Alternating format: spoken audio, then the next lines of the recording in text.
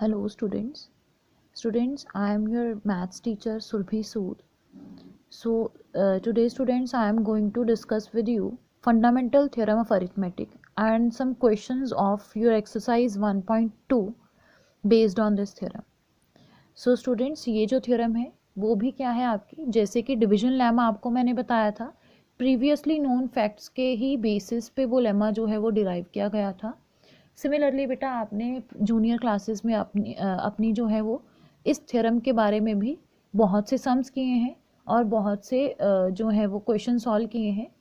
सो इसे थोड़ा सा सिर्फ हमने नाम जो है नया पढ़ा है और कुछ भी नहीं है, प्रीवियसली रिवाइज्ड कॉन्सेप्ट्स हैं ये सारे आपके। सो देखिए, every composite number can be expressed as a product of primes and this factorization is unique apart from the order in which the prime factors occur। तो देखिए इसमें क्या कहा गया है कि हर एक जो नंबर है, कौन सा नंबर, कंपोजिट नंबर, ठीक है जी। कंपोजिट नंबर हम लोग बहुत तरीके से जो है नंबर्स को अलग अलग कैटेगरीज में डिवाइड करते हैं। एक कैटेगरी बनती है जी प्राइम नंबर्स की और कंपोजिट नंबर्स की। सो सबको पता है प्राइम नंबर्स क्या होते हैं, जो सिर्फ अपने टेबल में और वन के टेबल में जाते हैं। और कंपोजिट नंबर्स क्या हैं, वो नंबर्स जिनके other than one and itself कोई और भी टेबल में वो जाए, मीन्स उनका कोई और भी फैक्टर हो, ठीक है ना। तो एवरी कंपोजिट नंबर, कोई भी कंपोजिट नंबर है, उसको कैसे एक्सप्रेस किया जा सकता है, प्रोडक्ट ऑफ प्राइम्स में, ठीक है जी। उसको प्राइम नंबर के प्रोडक्ट में जो है वो हम लोग उसको रिप्रेजेंट कर सकते हैं। And this factorisation is unique, और जो हमने फैक्टर्स बनाए हैं वो यूनिक होंगे, ठीक है। उसके अलावा कोई और फैक्टर्स हम नहीं बना पाएंगे apart from the order in which the prime factors occur. किसको छोड़ के, उसके ऑर्डर को छोड़ के। अब मैं आपको एग्जाम्पल दूंगी, उससे आपको ज़्यादा क्लैरिटी होगी। देखिए फॉर एग्जाम्पल मैंने नंबर ले लिया 14, ठीक है जी। अब आपको पता है 14 जो है उसके प्राइम फैक्टर्स क्या बनेंगे, 2 इंटू 7 जो है इसका प्राइम फैक्टर बन सकता है, ठीक है ना। तो अब देखिए 2 इंटू 7 जो है ये एक इसका यूनिक फैक्टराइजेशन है प्राइम नंबर्स की, ठीक है। इसके अलावा कोई भी और प्राइम नंबर्स नहीं है जिनको आप दोनों को ऐड करें और 14 बन जाए। रिमेंबर, आपको ओनली प्राइम फैक्टर्स को ही लेना है, अदर देन दैट आप नहीं लेंगे। सो देखिए यहाँ तक हो गया कि ये यूनिक रहेगा। अपार्ट फ्रॉम क्या है इसका ऑर्डर, कि आप इसको 2 इंटू 7 को 7 इंटू 2 भी लिख सकते हैं। सो ऑर्डर चेंज करने के अलावा आप लोग कोई और फैक्टर्स इसके डिराइव नहीं कर सकते हैं, ठीक है जी। सो बेटा देखिए, ये आपकी थी फंडामेंटल थ्योरम ऑफ अरिथमेटिक। आपने बहुत से सम्स इसके साथ किए हैं। जूनियर क्लासेस में आपने HCF और LCM प्राइम फैक्टराइजेशन से बहुत बार करा है। उसी को बेटा हम लोग एक बार फिर रिवाइज करते हैं, क्योंकि आपकी एक्सरसाइज 1.2 का फर्स्ट ही क्वेश्चन जो है इसके बेसिस पे है। देखिए, express each number as the product of its prime factors. तो आपको करना क्या है, सिर्फ जो नंबर आपको गिवन है उसके प्राइम फैक्टर्स निकालने हैं। तो बिल्कुल इजी मेथड वही जो आप पहले से यूज़ करते आए हैं। फैक्टर्स निकालने के लिए आपको एक हॉरिजॉन्टल एक वर्टिकल लाइन में किसको रखना है जी, 3825 को, ठीक है। सो उसके रिगार्डिंग क्या आएंगे आपके 5, पहला इसका प्राइम नंबर फैक्टर बनेगा। मैं दोबारा रिपीट कर रही हूँ, only prime factorisation is required here, ठीक है। आप प्राइम फैक्टराइजेशन ही करेंगे। सो जब आप इसके फैक्टर्स बनाएंगे तो आपके पास पहला आएगा 765, अगेन आपके पास आएगा 5 के साथ 153, अगेन 3 से करेंगे तो 51, 17 से करेंगे तो 3, अगेन 3 जो है इसका आंसर बनेगा। इसका आंसर हम क्या लिखेंगे, 3825 के prime factors 5 into 5 into 3 into 17 into 3, ये बन गया आपके इसके prime factors. Okay students, next देखिए क्वेश्चन नंबर 2 है, find the LCM and HCF of all the following pair of integers and verify LCM into HCF equals to product of numbers. देखिए यहाँ पे भी आपको क्या करना है, सबसे पहले इसका LCM फाइंड करना है, किसका, इन पेयर ऑफ नंबर्स का। ये जो दो नंबर्स हमें गिवन है इनका LCM फाइंड करना है, फिर हमें HCF फाइंड करना है इन्हीं दो नंबर्स का। सो आपको मेथड फिर पता है कौन सा लगाएंगे आप, प्राइम फैक्टराइजेशन मेथड।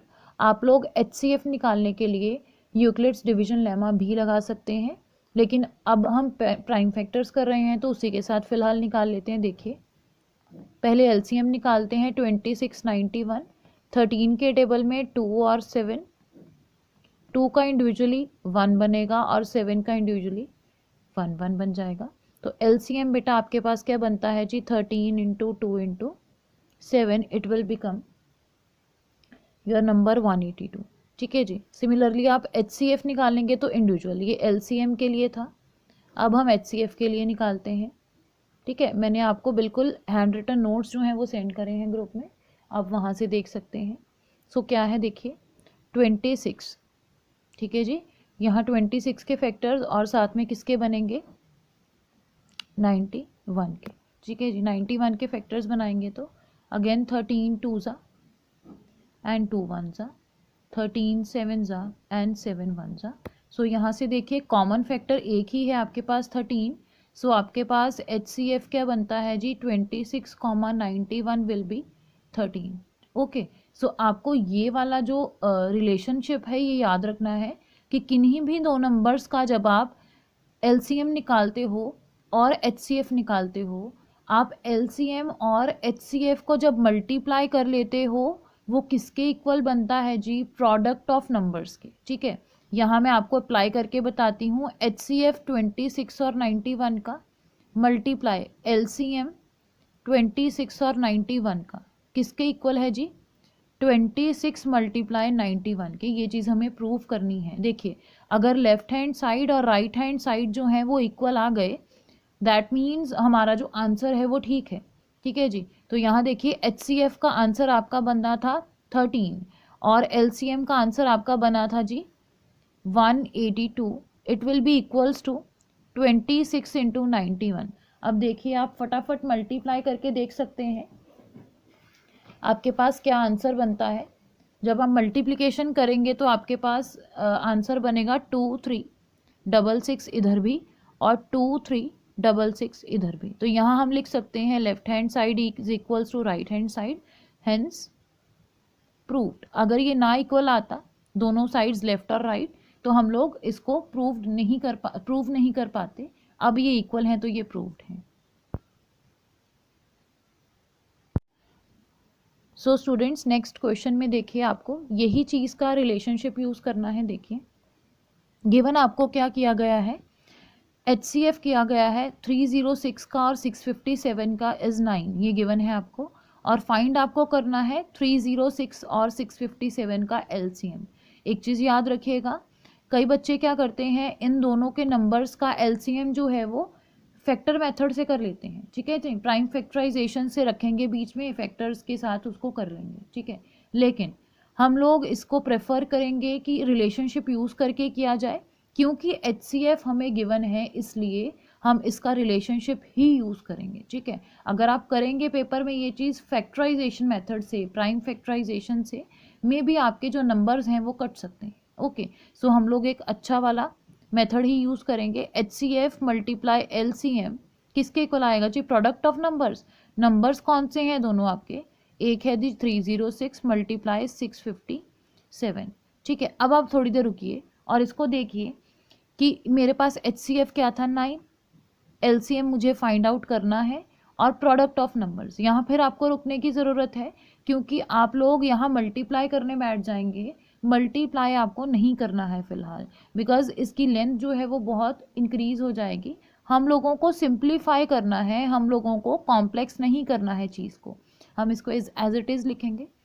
देखिए ये नंबर जो है 9 LCM निकालना है, इसके साथ ये क्या हो रहा है मल्टीप्लाई, इसलिए ये इधर जाके क्या हो जाएगा जी डिवाइड। इज इक्वल्स टू के जब क्रॉस होता है कोई भी नंबर, अगर लेफ्ट में मल्टीप्लाई हो रहा था राइट में जाके क्या हो जाएगा ये डिवाइड हो जाएगा। सो LCM किसके इक्वल है 306 multiply 657 upon 9।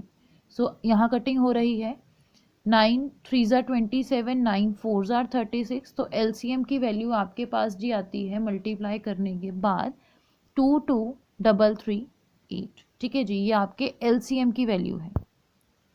So next question आपका है explain why the number given है आपको 7 इंटू 11 इंटू 13 प्लस 13, और दूसरा ये नंबर आपको गिवन है, ये उसने पूछा है जी ये कंपोजिट नंबर्स हैं। अब आपको पता है कंपोजिट नंबर की जिसको तो डेफिनेशन आती है वो तो इसको अच्छे से सोच सकता है, ठीक है ना। एक सोच होती है, एक स्टार्टिंग आइडिया होता है, वो उसको ले सकता है। लेकिन जिसको कंपोजिट नंबर नहीं पता है वो बच्चा इसको अटेम्प्ट करने की सोचेगा भी नहीं, उसके पास आइडिया नहीं होगा, ठीक है ना।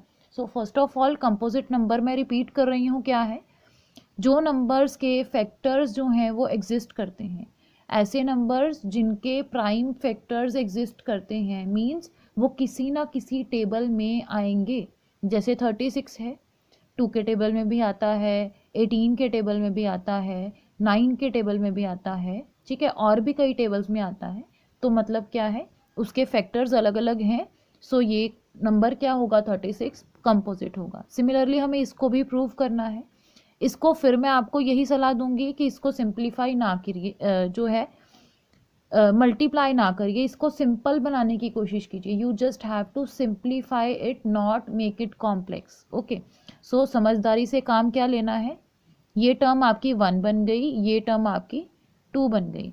आपको एक चीज़ और बता दूं, जब तक नंबर मल्टीप्लाई हो रहे हैं वो टर्म सिंगल टर्म रहती है। जब कोई भी दो नंबर्स प्लस या माइनस से सेपरेट होंगे तब वो टर्म जो है आपकी सेकेंड टर्म स्टार्ट होगी। दैट्स वाई यहाँ वी हैव ओनली 2 टर्म्स, ठीक है जी।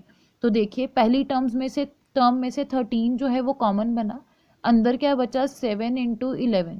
दूसरी टर्म में से 13 कॉमन बना, तो क्या आ गया आपका रिमेनिंग नंबर +1। सो यहाँ आ गया 13 इंटू, अब मल्टीप्लाई हो जाएगा ये, इजीली आप कर लोगे 13 इंटू 78। तो क्या है, ये जो दोनों नंबर्स हैं जी ये फैक्टर्स किसके हो गए, इस नंबर के।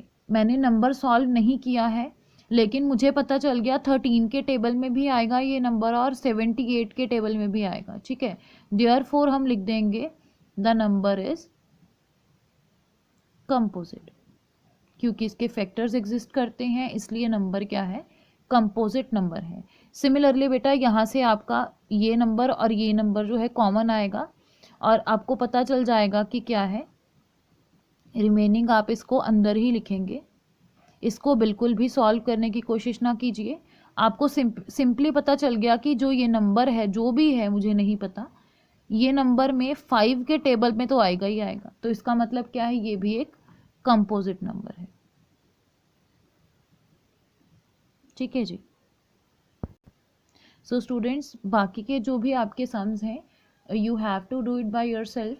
आपको PDF सेंड कर दी जाएगी और आई थिंक मैंने आपको कर भी दी है, ठीक है जी। सो आप उसमें से देखिए, अगर किसी सोल्यूशन में प्रॉब्लम है तो आप मुझे कांटेक्ट कीजिए, ठीक है जी। आप जूम क्लास में पूछें या फिर टेक्स्ट मैसेज करके पूछें। Thank you students.